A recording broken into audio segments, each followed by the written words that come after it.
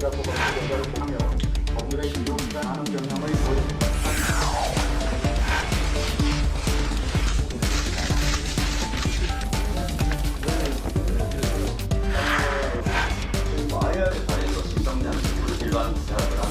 국민의 혈세가 한 푼도 낭비되지 않도록 강력한 재정 혁신을 추구해서 건전 재정 기조를 견지해 나갈 것입니다. 그래서 입장하고 있습니다. 협력하는 파트너가 되었습니다.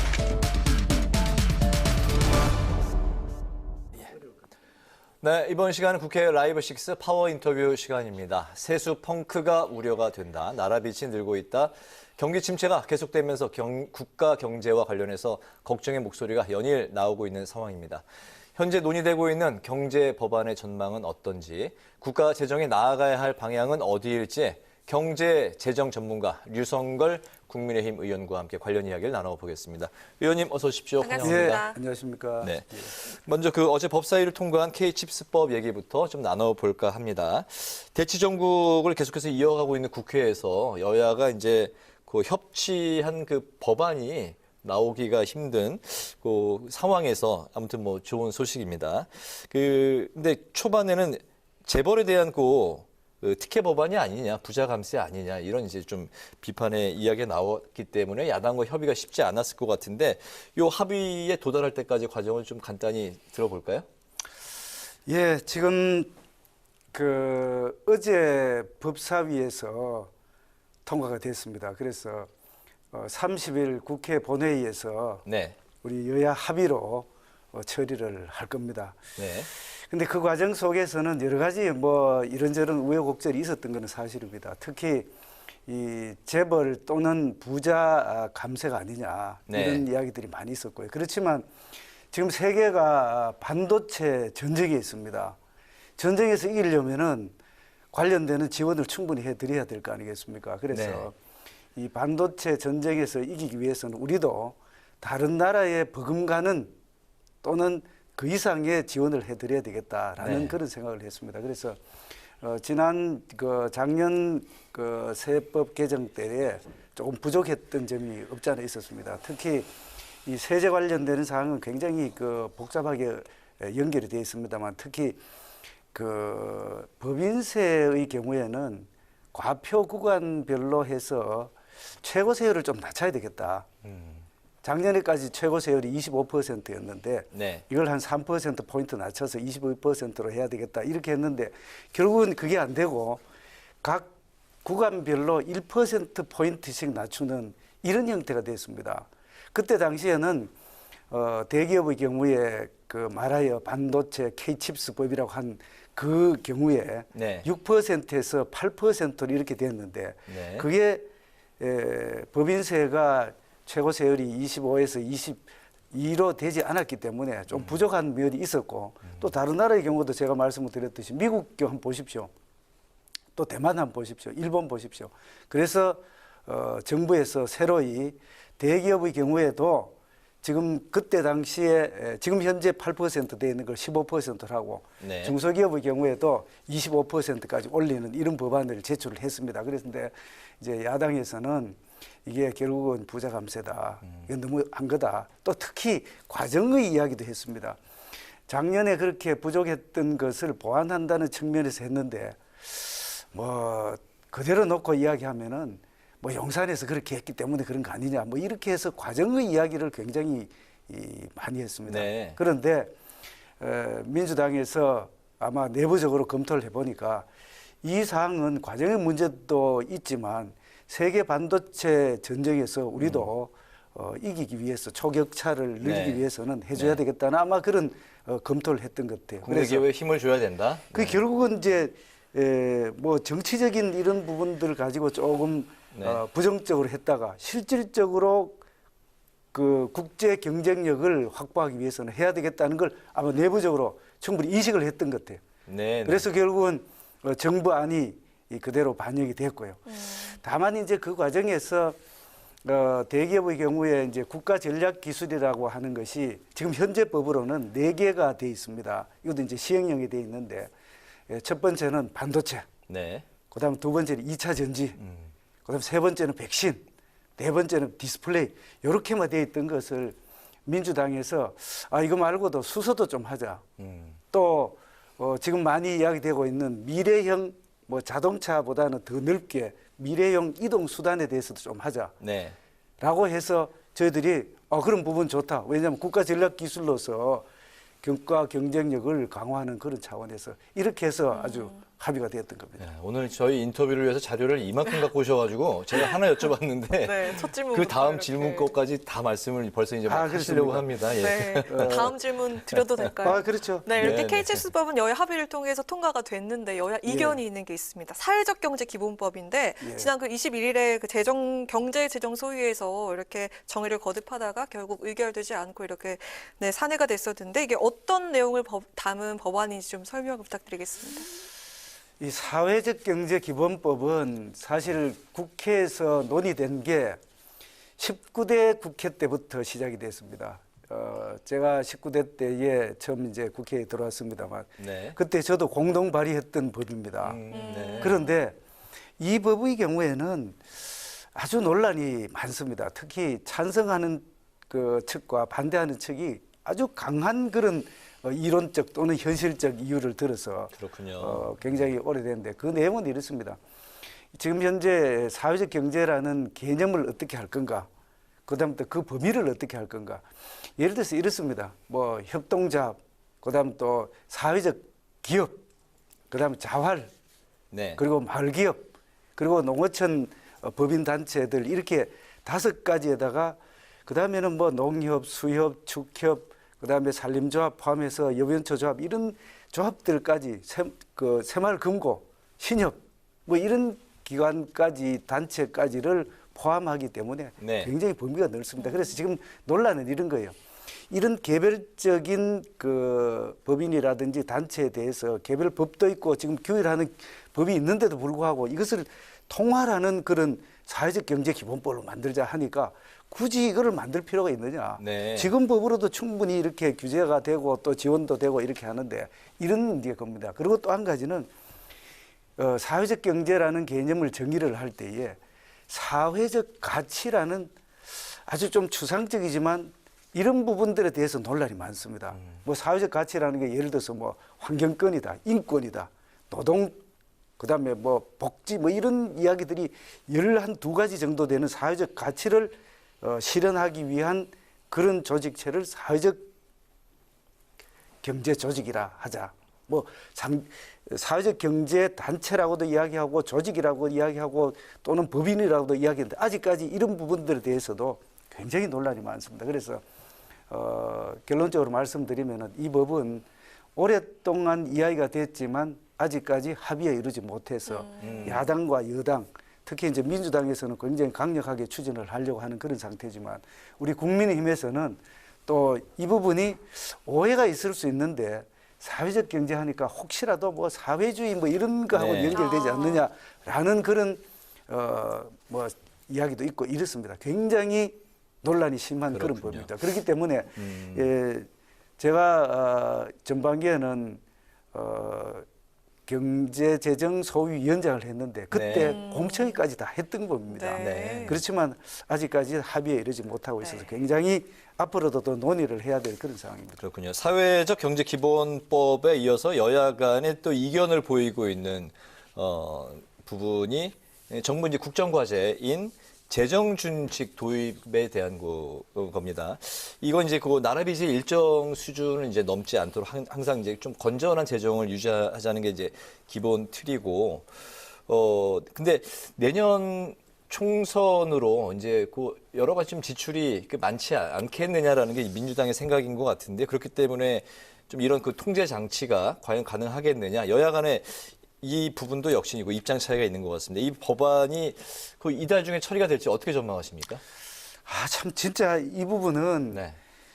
저도 이 부분만은 이번 3월 달에 꼭 아까 말씀드렸던 K칩스법, 조세특례 제한법하고 같이 처리했으면 좋겠다고 이렇게 희망을 했었는데 네. 결국은 야당이 합의를 해주지 못해서 이번 3월 국회 마지막 본회의가 이제 30일이기 때문에 네, 모레죠. 네. 처리되지 못할 것으로 이렇게 지금으로 봐서는 뭐 시간적으로 사실상 불가능합니다.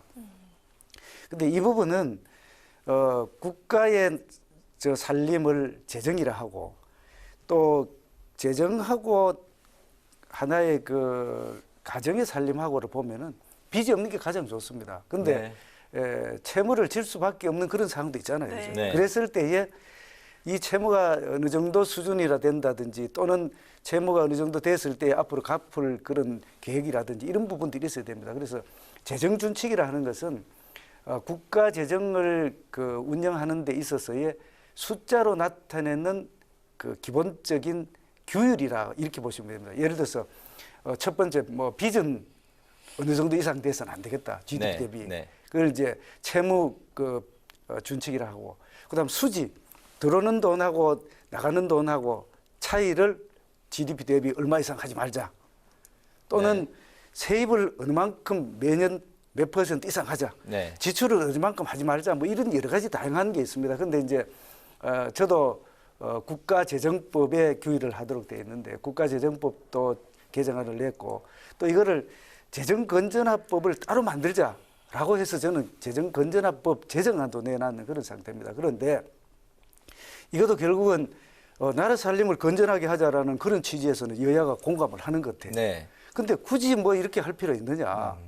또 앞으로 경제가 어렵기 때문에 재정 지출을 많이 해야 되는데 그렇게 타이트할 필요 내년 또 있나. 뭐 총선도 이렇게 있고요. 되면 이렇게 네. 되면은 네. 뭐 총선 이야기는 사실은 안 나올 거예요. 그런데 이렇게 됐을 때에 어려울 때에 재정을 많이 지출을 해야 되는데 그렇게 되면 수지를 어느 정도 3% GDP 대비 마이너스 3%로 지금 냈는데 그게 이제 GDP 대비 전체 국가 채무 비율이 60%를 넘지 않도록 하는 그런 이제 구체적인 그렇군요. 그 네. 숫자가 있습니다. 그렇게 했을 때 그렇게 되면 타이트하게 할 것 같으면은 복지 지출이 줄어들지 않겠느냐. 그러면 결국은 어렵고 힘든 취약계층에 대한 지원이 부족하지 네. 않겠냐. 뭐 이런 이야기들도 결국 있는데 이제 복지 그런데 부분에 있어서 이제 여야 간에 이제 이견이 있는 거군요. 그런데 네. 그것도 이제 우려고 이견이라기보다도 재정 준칙이라는 거는 기본적으로 쓸 만큼은 쓰되 네. 우리가 규율을 가지고 쓰자 이런 그 기본입니다. 그런데 사실은 야당 의원님들도 기본적으로는 그 규율을 가지는 게 바람직하다. 지금 네. 현재 OECD 국가 중에서 네. 우리나라하고 튀르키예 지금 뭐 참 지진으로 굉장히 힘들게 지금 있는 그런 상태입니다만 우리나라하고 튀르키예 두 개 국가만 재정 준칙이 없어요. 알겠습니다. 오늘은 재정 준칙에 대한 건 여기까지만 듣겠습니다. 알겠습니다. 네, 또 경제 안정 얘기를 하고 있었는데 또 예. 빼놓을 수 없는 한 가지가 있습니다. 바로 예. 노동 문제인데요. 또 예, 뜨거운 예. 감자죠. 현재 그렇습니다. 그 우리나라 그 노동 시장의 근본적인 문제가 무엇인지 그리고 어떤 노력이 필요한지 네, 말씀 부탁드리겠습니다. 노동 문제는 뭐 여러 가지 문제가 있습니다만 크게 봐서는 노사 그 법치 관련되는 첫 번째 파트가 있고요. 네. 두 번째 파트는 제도하고 노동 시간에 관련되는 사항이. 그다음 세 번째는 노동 시장 이중 구조. 크게 봐서 노동 개혁에 관련돼서는 이 세 가지 파트를 볼 수 있습니다. 그런데 이제 노동 시장에 있어서의 법치 관련돼서는 지금 뭐 불법 행위들이 많이 있지 않습니까? 그거는 네. 수사와 또 조사와 이런 그런 사항이 이제 지금 현재도 진행이 되고 있고, 그다음 노동 시간 근로 시간 관련돼서는 근로기준법에 의해서 지난번에 뭐 69시간 지금 현재 52시간을 맞는데 9시간 이런 이야기가 있어서 지금 그 부분은 새로이 지금 굉장히 그 의견 수렴을 하고 있는 그런 네. 상태입니다. 제가 관심을 가지고 또 국민의힘 경제안정특위에서 논의를 했던 사항은 세 번째 파트입니다.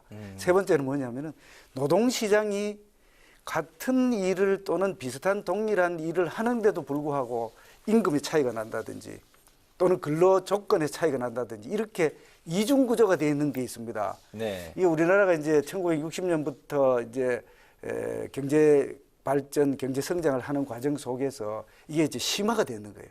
대기업 위주로 하다 보니까 대기업 위주로 수직 계열화가 되니까 이 하청업체에 대한 대우라든지 임금은 좀 낮고 또 근로 조건이라든지 이런 부분들은 좀 열악하고 네. 이렇게 해서 대기업과 정규직 그런 고용 안정이 되고 임금이 높은 그런 노동시장과 그다음에 중하청, 중소기업, 소기업 포함하는 그런 기업과 또 비정규직 관련되는 이렇게 이중 구조가 되어 있습니다.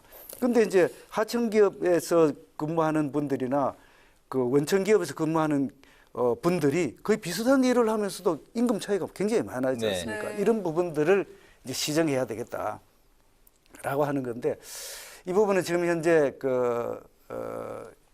정부에서도 아마 제 생각으로 우리가 국민의힘에서도 2번이나 노동시장 이중구조 제가 경제안정특위위원장으로서 2번이나 한 번은 회의를 하고 한 번은 민간 전문가들을 모셔서 토론을 했습니다. 네. 그래서 많은 좋은 의견들이 나왔거든요. 네. 아마 그런 의견을 포함해서 4월이나 조만간 노동시장 이중구조에 관련되는 방안이 발표될 것으로 저는 기대하고 있고 아마 지금 열심히 작업을 하고 있을 거예요. 그렇군요. 노동은 또 이번 그 윤석열 정권의 뭐 핵심 과제 중에 또 뭐 핵심이니까 그렇습니다. 많은 고민이 또 교육하고 있으실 뭐 것 연금하고 같고요. 노동 중에서 네, 대통령께서도 네네. 가장 중요하고 시급한 부분이 노동개혁이다 이런 네, 말씀을 네. 하셔서 저희 당에서도 열심히 해서 노동 부분은 어떤 형태든지 좀 가시적인 성과가 나타났으면 좋겠습니다. 알겠습니다. 국민들도 그 부분에 대해서 아주 촉각을 곤두세우고 있습니다. 오늘 그 경제재정 전문가로 손꼽히는 국민의힘 류성걸 의원님과 함께하고 있는데요. 경기가 좀처럼 그 침체에서 벗어나지 못하고 있네요. 안타깝게도 경기 침체가 계속되면 아무래도 세금이 이제 뭐 좀 덜 거치게 되는 게 당연한 상황인데 오늘 그렇기 때문에 윤석열 대통령이 세금 한 푼도 낭비되지 않도록 강력한 재정 혁신을 추진할 거라고 이제 밝히셨습니다. 정부 여당의 예산 편성 방향을 비롯한 그 관련 대책을 좀 들어볼까요? 예, 지금 뭐 저도 행정부에서 예산실장도 하고 기재부 차관도 했습니다만 이 3월 말까지 내년도 예산 편성을 위한 예산안 편성 지침이라는 것을 3월 말까지 각 부처에다가 이제 전달을 해야 됩니다. 네. 시달을 해야 됩니다. 네. 그래서 아마 오늘 국무회의 때에 대통령께서도 건전재정 기조 유지와 또 이런 부분들을 말씀을 하셨는 것 같아요. 그래서 기본적으로는 아까 제가 말씀드렸던 재정 준칙도 건전재정 다 연결이 되는 거네요. 예, 다 연결이 되어 있습니다. 이제 재정이라는 게는 첫째 건전하고 지속 가능성이 유지가 돼야 되지 않습니까? 한 목에 많이 써서도 안 되고 그렇다고 해서 재정을 줄인다고 또는 건전하다고 한다고 해서 써야 될 곳을 안 쓰는 그런 부분들은 아닙니다. 네. 써야 될 건 반드시 써야 돼요. 예를 들어서 취약계층에 대한 지원이라든지 또 지금 저는 뭐 이번에 예산 편성 지침에 그게 들어가 있습니다만 우리의 국가의 기본 관련되는 예를 들어서 국방이라든지 네. 이런 부분에 대한 지원은 충분히 또 우리가 방위력을 개선한다든지 이런 부분들을 해야 될 겁니다. 그래서 일단 오늘 국무회의에 보고했던 그 기본 지침을 가지고 이제 3월 말까지 각 부처에다가 전달을 하게 되고 시달을 하게 되면은 5월 말까지 내년도에 예산안을 편성하기 위해서 각 부처가 요구를 합니다. 네. 그죠? 그래서 오늘 그 내용을 제가 쭉 보니까 기본적으로는 여러 가지 이제 했는데 첫 번째는 약자 복지 중점 투자 방향이, 두 번째는 양질의 청년 일자리 창출. 제가 좀 전에 말씀드렸던 국가의 기본 기능을 수행하는데 중점을 두는 그런 형태의 예산 편성 지침이 이제 곧 시달이 될 겁니다. 그렇군요. 네. 정말 요즘 그 가장 뜨거운 화두이자 문제가 이 민생과 경제 분야이다 보니까 저희가 이 시간이 모자라다고 생각이 들 정도로 짧게 느껴지고 있습니다. 예. 저는 오늘 들어올 때 깜짝 놀란 게 책을 한 권 가지고 오시는 줄 알았어요. 지금 카메라에 비치는지 모르겠지만 지금 보시면 이 책상 위에 한가득 이렇게 자료가 있는데 우리 네. 보좌진들이 아주 열심히 준비를 해줬는데 네. 사실 앞 페이지 한 장 정도만 하면 되는 그런 게 아, 아주 네. 참고 자료까지 아니, 그 포함해 자료만 갖고 오신 게 아니라 거기 보면은 뭐 빨간색, 뭐 파란색 밑줄, 뭐 굉장히 열심히 의원님께서 직접 하신 거예요. 이건 제가 좀 더 정리를 했죠. 아, 네. 저는 밑줄 긋고. 경제학 박사 나오십니다. 예, 예. 네.